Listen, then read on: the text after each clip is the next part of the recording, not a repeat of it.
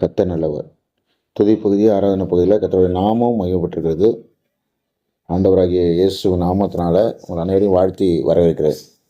யாக்கோபு 1வது அதிகாரம் 6-7 ஒரு நபர் படிங்க. யாக்கோபு 1வது அதிகாரம் 6-7.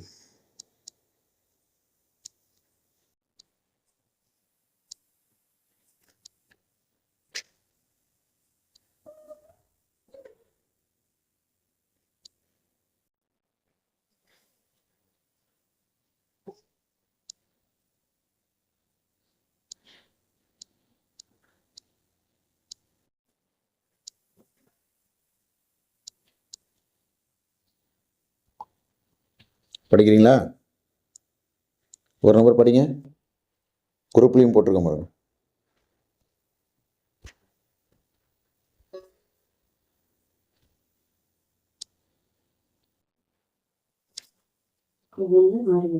யாக்கோபு 1வது அதிகாரம் 6-7. ஆனாலும் அவன் எவ்வளவாகிலும் சந்தேகப்படாமல் விசுவாசத்தோட கேட்க கடவன். சந்தேகப்படுகிறவன் காற்றினால் அடிக்கப்பட்டு அலைகிற கடலின் அலைக்கு ஒப்பாய் இருக்கிறான். அப்படிப்பட்ட மனுஷன் தான் கர்த்தரிடத்தில் எதையாகிலும் பெறலாம் என்று நினையாதிருப்பானாக. ஆமென். ஆமென். இந்த வார்த்தையை அமைச்சோம்.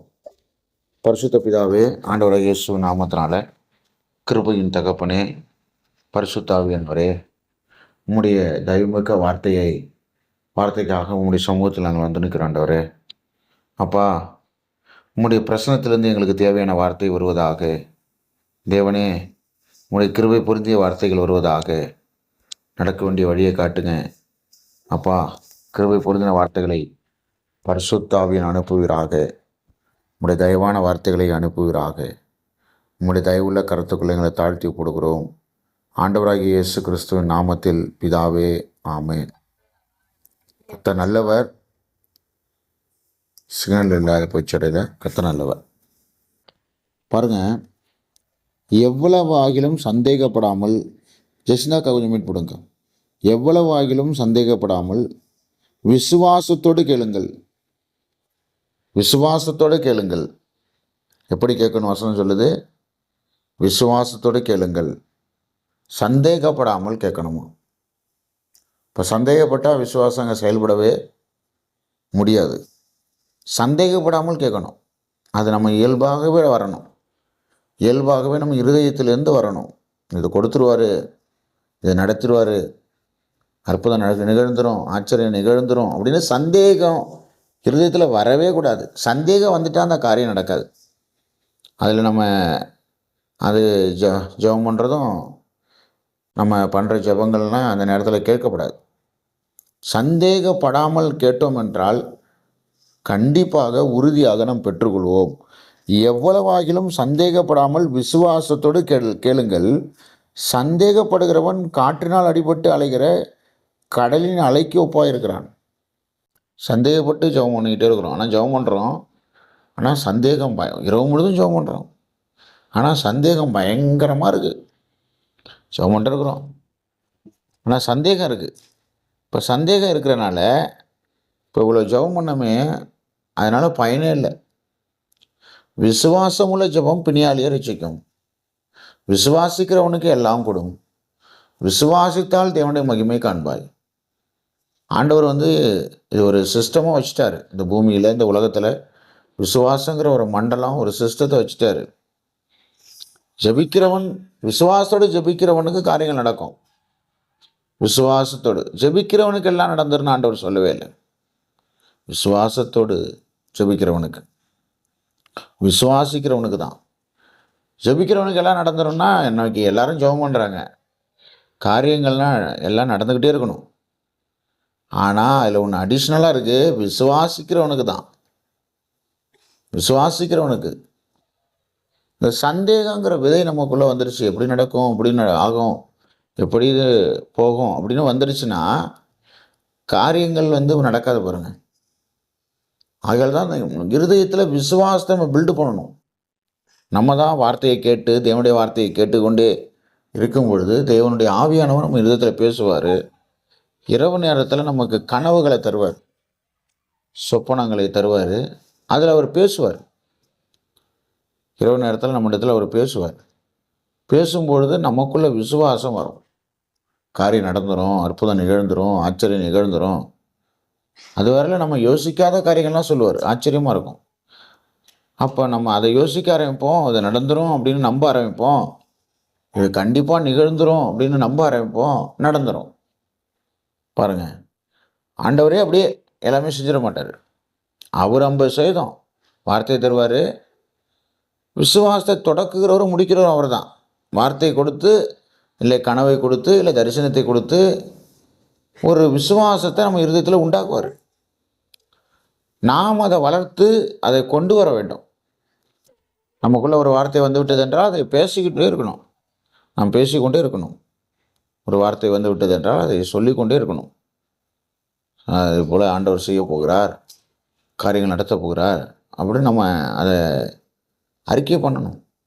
நம்ம மனதுக்குள்ளே உலகம் என்ன சொல்லுதுன்னா, நீங்கள் மனதுக்குள்ளேயே மறைச்சி வச்சுக்கணும், அப்போ தான் நடக்கும், நீங்கள் சொன்னீங்கன்னா அது நடக்காது அப்படின்னு உலகம் சொல்லுது.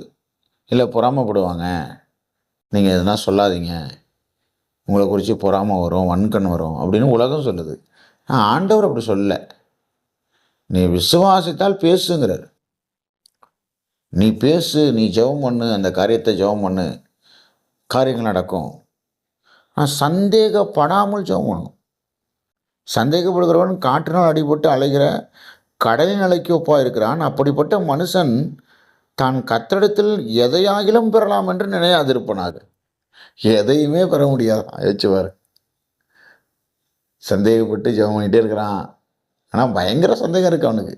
ஆண்டவர் இருக்கிறாரான்னு சந்தேகம் இருக்குது, ஆண்டவர் கேட்குறாருன்னு சந்தேகம் இருக்குது, ஆண்டவர் கொடுப்பாருன்னு சந்தேகம் இருக்குது. ஆனால் ஜெபம் பண்ணிட்டு இருக்கிறான்.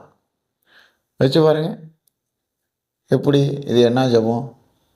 அவன் புலம்பி கொண்டிருக்கிறான் அப்படின்னு எடுத்துக்கொள்ளலாம். அதை விசுவாசத்தோடு தேவன் பாருங்க, என் பிதா என் ஜெபத்தை கேட்குறாரு அப்படின்னு உறுதியாக நம்புகிறாரு. இயேசுவே இந்த பூமியில் இருக்கும் பொழுது உறுதியாக நம்புகிறாரு. நான் எப்பொழுதும் நான் ஜெபம் பண்ணினாலும் என்னுடைய ஜெபத்தை நீங்கள், என்னுடைய வார்த்தையை நீங்கள் கேட்குறீங்க ஆண்டவரே அப்படின்னு உறுதியாக நம்புகிறாரு. உறுதியாக நம்பி அவர்கிட்ட சொல்லுவார், அப்பா நீங்கள் கேட்குறீங்க. இந்த லாசர் விஷயத்தில் ஆண்டவர் விசுவாசத்தை பில்டு பண்ண பார்ப்பார். ஒவ்வொரு காரியத்தை நீங்கள் எடுத்து பாருங்கள். அந்த லாசருடைய சகோதரிகளுக்கு விசுவாசத்தை பில்டு பண்ணி அதன் மூலம் லாசர் கல்லறையிலேருந்து வெளியே கொண்டு வர்றதுக்கு ஆண்டவர் பார்ப்பார். ஆண்டவர் சொல்லுவார், மரித்தாலும் பிழைப்பான்ப்பா, வார்த்தையை விசுவாசிச்சா மரித்தாலும் பிழைப்பான்ங்குவார். உடனே அவள் சகோதரி சொல்லுவா, ஆண்டவரே எனக்கு தெரியும், எங்களுக்கு தெரியும் ஆண்டவரே, கடைசி காலத்தில் நடக்க ஆண்டவரே, எக்காலம் ஊதப்படும் போது எல்லாரும் பிழைப்பாங்க ஆண்டவரேங்குவார். ஆண்டவர் எவ்வளோ சொல்லி பார்ப்பார், விசுவாசத்தை பில்டு பண்ணிடுவோம் அப்படின்னு பார்ப்பார். அவள்கிட்ட விசுவாசம் எப்படி பில்ட் ஆகும்? 4 நாள் ஆச்சு. அவள் எல்லாம் அழுது புலம்பி எல்லாம் ஒப்பாரி வச்சு எல்லாம் முடிஞ்சு போச்சு அப்படின்னு உட்காந்துருக்கிறாள். இப்போ பில்டு பண்ண முடியல. என்னை விசுவாசிக்கிறவன் மரித்தாலும் பிழைப்பான், என்னை உயிரோடு இருந்து விசுவாசிக்கிறவன் மறியாமலும் இருப்பான் அப்படிங்குவார். இம்மார்டாலிட்டி பற்றி பேசுவார். என்னை விசுவாசினா நீ சாவே தேவலடா அப்படின்னு சொல்லுவார். நீ விசுவாசினா மறிக்கே தேவலடா அப்படிங்குவார். ஆரோக்கியமாக இருந்து நோய்வாய்ப்பட்டு அப்படியே கடந்து சாவாமல் இருக்கிறதுனால எந்த புண்ணியமும் கிடையாது. ஆரோக்கியமாக இருந்து நீ மறிக்காமலும் இருக்கலாம், நீ நினச்சா சாகலாம், நீ நினச்சா இருக்கலாம் அப்படிங்கிற மேலே உங்களுக்கு வச்சுருக்காரு பாருங்க. நமக்கு பவுலும் தான் சொல்லுவார், நான் இங்கே தேகத்தில் இருப்பது உங்களுக்கு நல்லதுங்குவார். நான் போகிறது எனக்கு நல்லது தான், ஆனால் தேகத்தில் நான் இருந்தால் உங்களுக்கு நல்லது. ஏன்னா வார்த்தையை சொல்லுவேன், அநேகரை சுகமாக்குவேன், அநேகருக்கு நற்செய்தி தெரிவிப்பேன். இன்னும் கொஞ்ச நாள் பவுல் இருந்திருந்தாருன்னா அநேக கண்டங்களையே அசைச்சிருப்பார், ஏன் இந்தியாவுக்கும் வந்திருப்பார். அதுபோல் தான் இப்போ ஆண்டவர் லாசருடைய சகோதரிகள்கிட்ட பேசி பார்க்குறாரு, விசுவாசத்தை உருவாக்க முடியலங்க.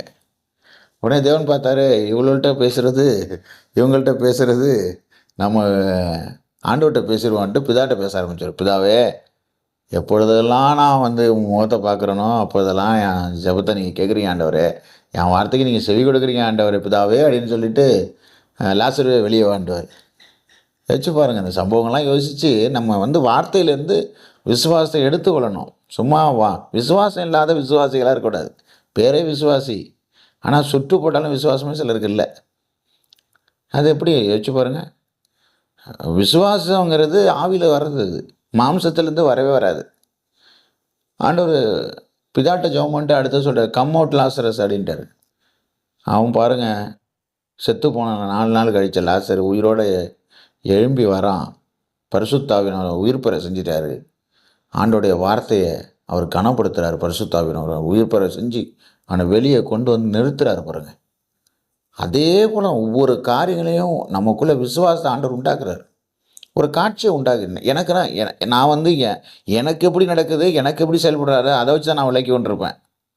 சில பாஸ்டருக்கு வந்து வசனத்தை படிக்கும் போது ஏதாவது ஆண்டவர் பேசியிருக்கலாம், ஏதாவது செஞ்சுருக்கலாம். மேக்சிமம் எனக்கு கனவுகள் சொப்பனங்களில், ஆண்டவரே நீங்கள் எதாவது பேசுங்க ஆண்டவரே அப்படின்னா அவர் பேசுகிறாரு. ஒரு காட்சியை காட்டிடுறாரு. அந்த காட்சியை மனசில் அப்படியே நம்ம அப்படியே இருத்தி வைத்துக்கொண்டு அதையே தியானிக்க ஆரம்பிச்சிடுறோம். அதையே உங்கள்கிட்ட எல்லாத்தையும் நான் சொல்ல ஆரம்பிப்பேன். சொல்ல காரியங்கள் நடந்துருது. இதில் ஒரு மைனஸும் இருக்குது. எதிர்மறையான காரியங்கள் ஏதாவது மனசில் ஆண்டவர் வந்து சிலது எச்சரிக்கையாக காட்டுவார். அதை வந்து யார்ட்டையும் சொல்லணும் தேவை கிடையாது. அதை நம்ம சொல்லி கொண்டே இருந்தோம்னா அது நடந்துரும் பாருங்க. ஏன்னா விசுவாசம் பில்ட் ஆகிடும். அதுலேயும் அந்த பயமோ விசுவாசமோ, பயந்த காரியம் நேரிட்டது. எதிர்மறையான காரியங்களுக்கு பயம், பாசிட்டிவான காரியங்களுக்கு விசுவாசம். யோபு சொல்கிறான், நான் பயந்த காரியம் நேரிட்டதுங்கிறான். நான் பயந்த காரியம் நேரிட்டது. அவன் பிள்ளைகளை குறித்து அவனுக்கு பயம் இருந்துச்சு. அவனாவது பாவம் செய்கிறானா இல்லையான்னு தெரியலையே, ஏதாவது பாவம் செஞ்சால் காரியங்கள் நடந்துருமே, மரணம் வந்துடுமே, இப்படிலாம் பயந்து கொண்டே இருக்கிறான். அவர்களுக்காக பலிகள்லாம் அவன் செலுத்தி கொண்டிருக்கிறான். ஆனால் அந்த பயம் இருக்கு அவன் இருதயத்தில். பாருங்கள், அவர்களெல்லாம் செத்து போயிட்டாங்க அவங்க பிள்ளைகள்லாம். அப்போ சொல்கிறான், ஆண்டவரே நான் பயந்த காரியம் நேரிட்டது.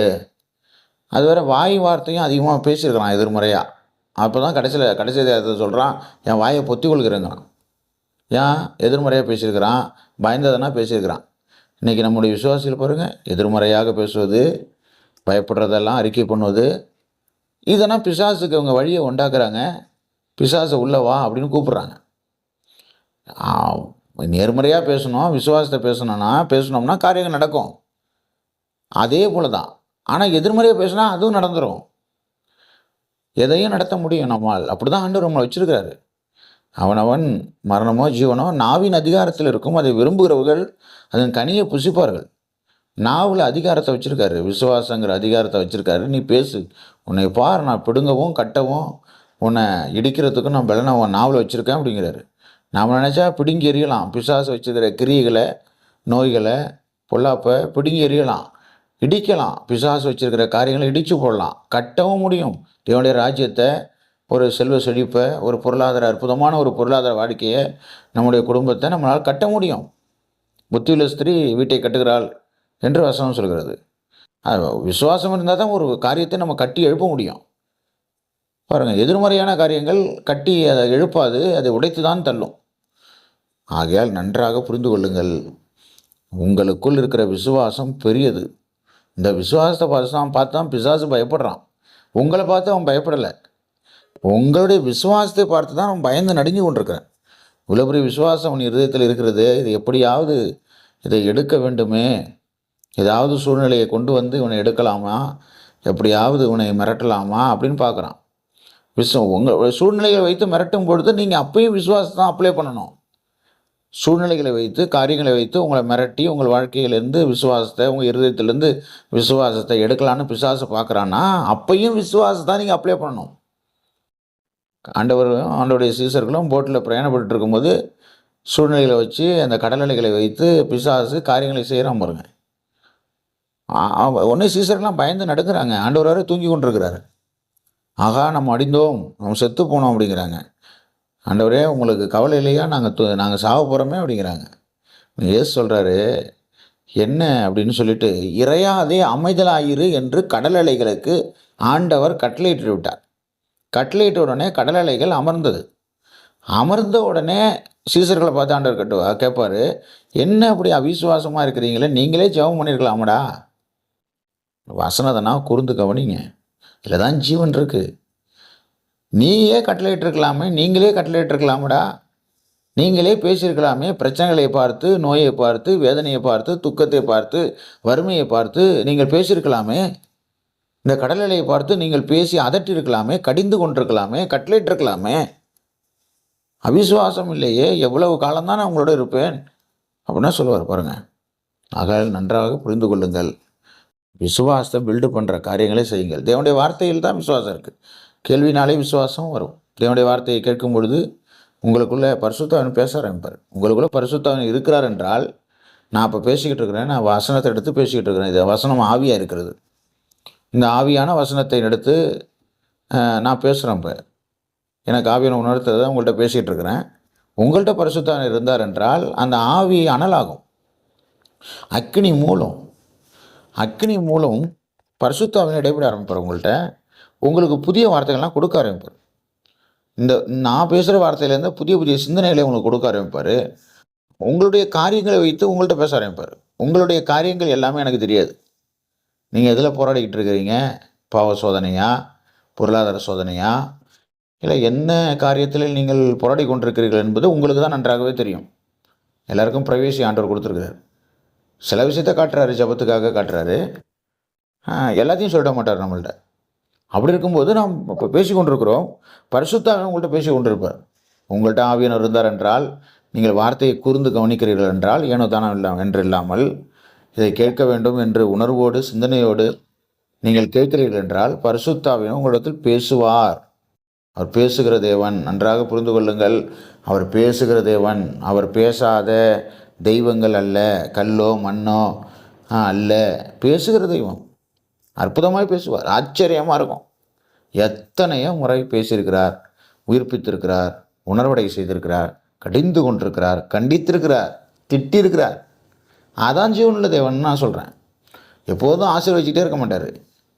ஒரு ஊழியக்காரனாக, ஒரு போதகனாக என்னையே உள்ள நிறைய கடிந்து கொண்டிருக்கிறாரு, கண்டித்திருக்கிறாரு, திட்டிருக்கிறாரு. அதே தான் நம்மளும் ஒரு சபையை நடத்துகிற ஒரு ஸ்தானாதிபதியாக, ஊழியக்காரனாக எப்பொழுதுமே ஆசீர்வதிச்சுட்டே இருக்க முடியாது. அது தவறு.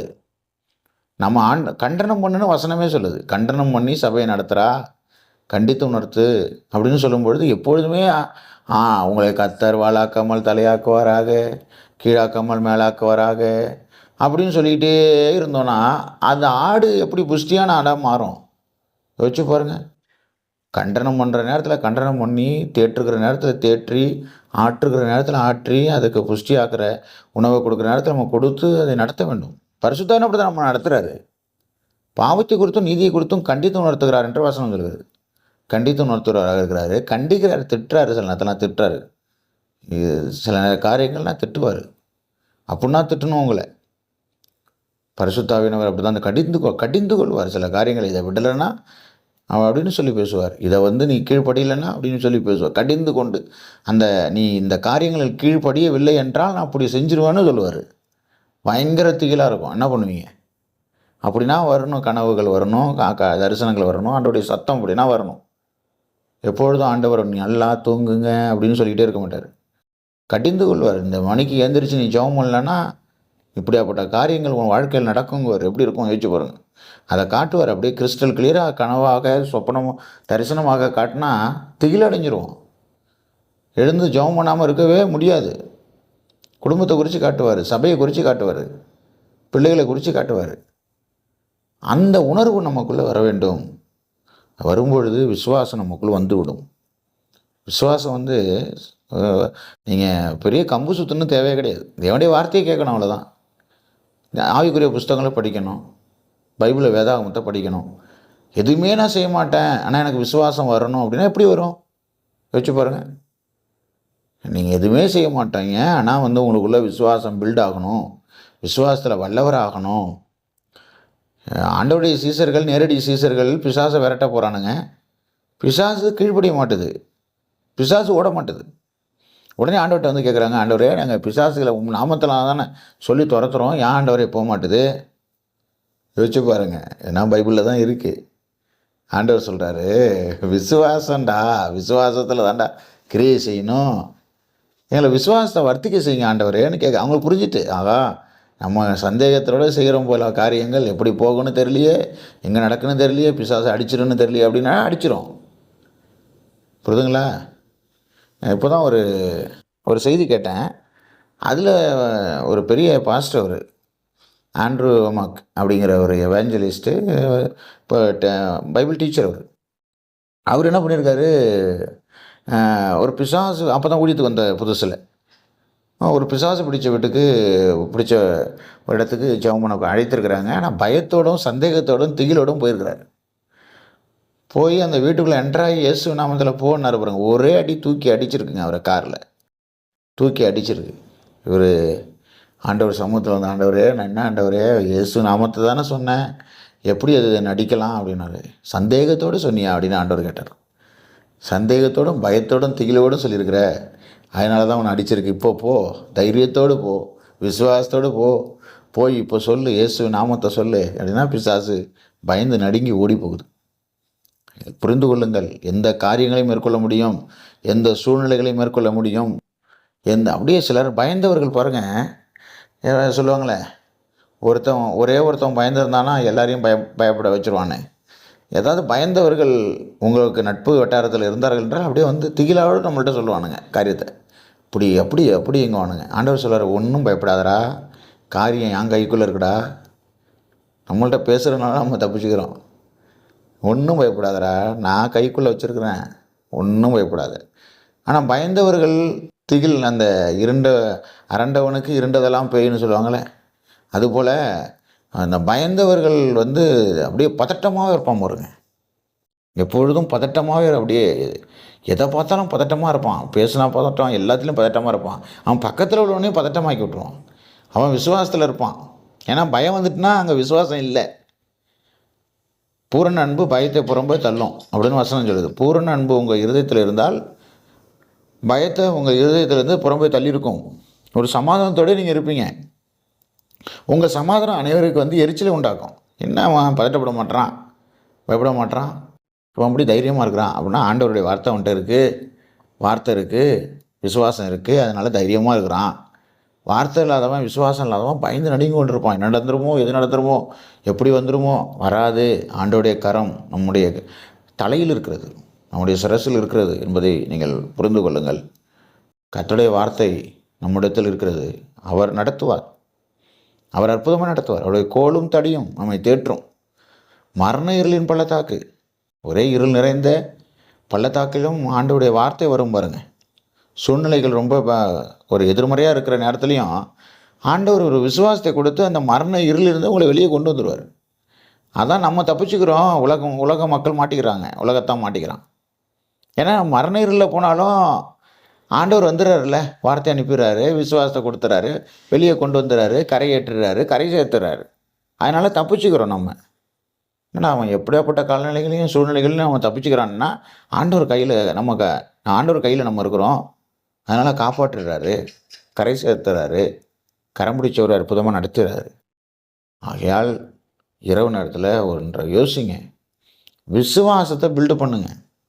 உங்கள் கண்கள் வந்து மனக்கண்களில் விசுவாசமுள்ள காட்சிகள் வந்துக்கிட்டே இருக்கணும். உங்கள் வாழ்க்கையை குறித்து, என் வாழ்க்கை இப்படினா போகும், இந்த உயர்வுக்கு போகும், இந்த உச்சிதத்துக்கு போகும், இப்படினா நான் உயர்வடைவேன், கனமடைவேன், செழிப்படைவேன் அப்படிங்கிறது உங்கள் மனதில் காட்சியாக உண்டாகணும்.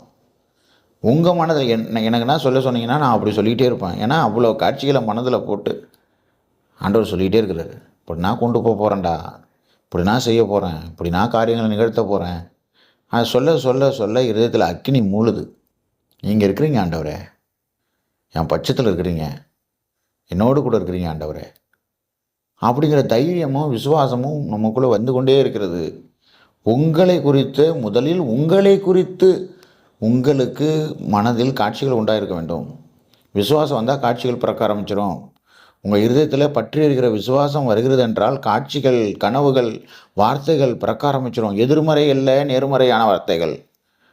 உங்கள் வாழ்க்கை எப்படி இருக்க போகுதுன்னு ஆண்டவர் காட்டிகிட்டே இருப்பார். இப்படின்னா இருக்குண்டா, இவ்வளவு உயர்வடைய போகிறாய், அநேக ஜாதிகளுக்கு நீ கடன் கொடுக்க போகிறாய், நீ பெரிய மனுஷனாக மாற போகிற, இன்னைக்கு சின்னவனாக இருக்கலாம், உன்னை பெரிய மனுஷனாக மாற்றுவேன், அநேகருக்கு நீ வாழ்வு அளிக்க போகிறாய், அநேகருக்கு நீ வார்த்தை அளிக்க போகிறாய் சொல்லிக்கிட்டே இருப்பார்.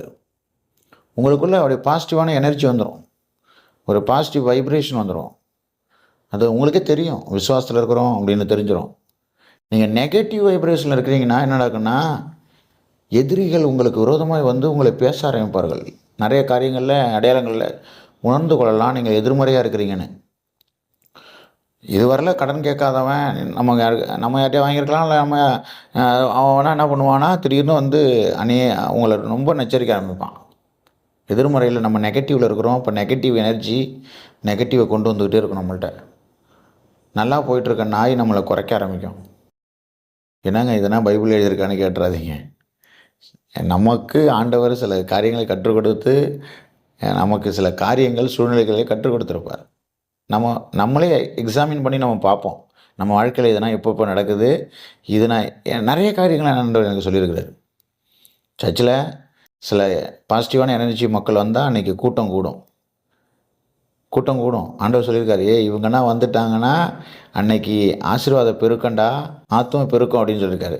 சிலர் வந்துட்டாங்கன்னா அன்றைக்கி நெகட்டிவ் எனர்ஜி பயங்கரமாக இருக்குடா பாத்துரா அப்படின்னு அர்த்தம். எப்படிங்க அதனால் ஆண்டவருக்கு வந்து காட்டுறது, நமக்கு பேசுகிறது, அதை வச்சு தான் அநேக காரியங்கள். அதே போல் தான் நீங்கள் போயிட்டுருக்கிறீங்க, எதிர்மறையான காரியங்கள் திடீர்னு எப்பொழுதும் குலைக்காத நாய் உங்களை பார்த்து பயங்கரமாக குறைக்குது. எப்பொழுதும் உங்களை திட்டாதவன் திடீர்னு உங்களை பார்த்து உங்களை வசைப்பாடுறான். இந்த மறைமுகமாக பேசுவாங்களே சிலர், அதுபோல் பேசுகிறான் அப்படின்னா புரிஞ்சுக்கணும். நம்ம இன்னும் விசுவாசத்தில் பில்ட் ஆகணும். விசுவாசம் லோ ஆகிட்டுருக்கு, பேட்ரி லோ ஆகிட்டுருக்கு. அதனால தான் எதிர்மறைனா பேசிக்கிட்டு இருக்கானுங்க. ஒருத்தவனும் வாய் திறக்க முடியாது. விசுவாசத்தில் பில்ட் ஆகி விசுவாசத்தில் வல்லவராக இருந்துக்கிட்டு இருக்கோம், தைரியமாக நின்று கொண்டு இருக்கிறோன்னா ஒருத்தவனும் வாய் திறக்க மாட்டான். நம்மளை பார்த்தாலே அப்படியே ஆண்டவர் நடுங்க வைப்பார். புரிதுங்களா? ஒரு நாவும் நமக்கு விரோதமாக அசைக்க முடியாது. என்னைக்காவது நம்ம விசுவாசத்தில் அப்படி லோவாக இருக்கிறோன்னா நம்ம சர்ச்சிலே வச்சுப்போம்.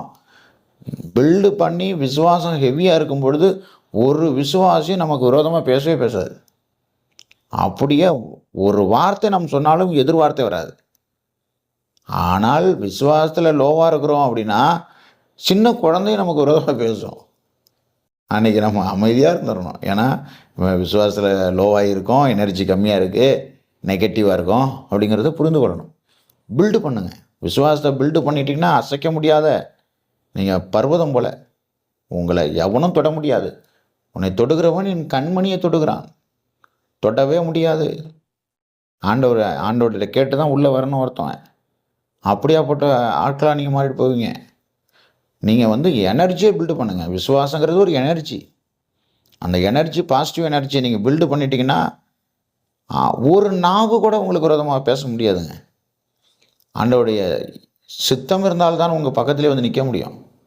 ஒரு எனர்ஜி, ஒரு பாசிட்டிவ் எனர்ஜி பில்ட் ஆகிருக்கும். விசுவாசங்கிறது ஒரு எனர்ஜி, ஒரு சக்தி மண்டலம், விசுவாச மண்டலம். ஆகையால் புரிந்து கொள்வோம். விசுவாசத்தை பில்டு பண்ணுங்கள். வார்த்தையை கேட்டுகிட்டே இருங்க. ஆவிக்குரிய புஸ்தகங்கள்லாம் ஆர்டர் பண்ணி படிங்க. நானாக பல ஆயிரங்களை செலவு பண்ணி ஆவிக்குரிய புஸ்தகங்கள்லாம் நான் ரட்சிக்கப்பட்ட புதுசுலேயும் சரி 2-3 வருஷம் 4 வருஷம் இப்போயும் படிச்சுட்டு தான் இருக்கிறேன். அதெல்லாம் வாங்கி படிச்சுக்கிட்டே இருக்கிறேன். வேதாகமும் படிக்கணும், ஆவிக்குரிய புஸ்தகங்களும் நல்ல புஸ்தகங்களும் வாங்கி படிக்கணும். படித்து கொண்டிருந்தால் தான் ஆண்டவருடைய வார்த்தை நம் இருதயத்தில் விசுவாசத்தை உண்டாக்கி கொண்டே இருக்கும் என்பதை புரிந்து கொள்வோம். கர்த்தர் நல்லவராக இருக்கிறார். இந்த வார்த்தையை இருதயத்தில் ஏற்றுக்கொள்ளுங்கள். கர்த்தர் உங்களை நடத்துவாராக. அற்புதமாக நடத்தி இன்றைக்கி இருக்கிற நெகட்டிவான காரியங்கள்லேருந்து உங்களை விடுதலையாக்கி அற்புதமாக விசுவாசத்து காரியங்களுக்குள்ள ஆண்டவர் உங்களை கொண்டு போவாராக. இந்த வார்த்தைக்காக ஒரு நபர் ஸ்தோத்திரம் பண்ணி ஜெபம். ஒரு நபர் ஜெபம். குறைவாக ஒரு நபர் ஜெபம்.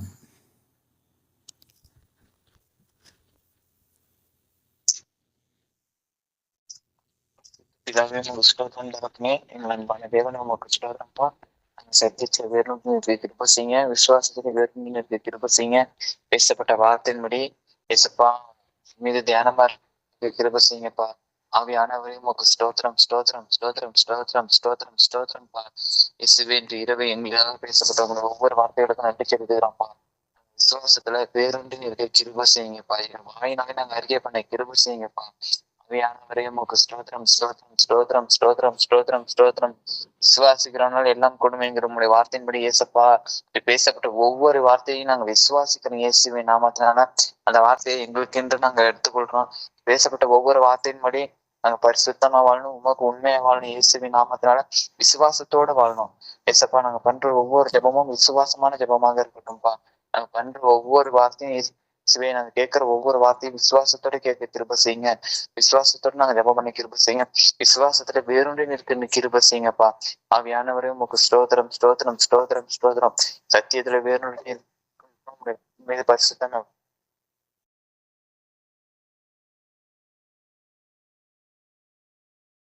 செய்யுங்க இயேசுவின் நாமத்தினால. ஆவியானவரே உமக்கு ஸ்தோத்திரம். பேசுற ஒவ்வொரு வார்த்தையின்படியும் இசப்பா பரிசுத்தமாக வாழ கிருபை செய்யுங்க. விசுவாசமாக வாழ கிருபை செய்யுங்க. எங்களை பரிசுத்தப்படுத்த எங்களை ஆளுகை செய்யுங்க. எங்க மீது உங்களுடைய ஆளுகை இருக்கட்டும் இயேசுவின் நாமத்தினால. விசுவாசத்தோட வாழ கிருபை செய்யுங்கப்பா. இசப்பா எல்லாவற்றையும் உங்க தெய்வீக கதோட தாழ்த்தி ஒப்பு கொடுக்குறோம் இயேசுவின் நாமத்தில் கேட்கிறேன் ஜீவனுள்ள நல்ல பிதாவே, ஆமீன். கர்த்தர் நல்லவர். துதி பகுதி ஆராதனை பகுதியில்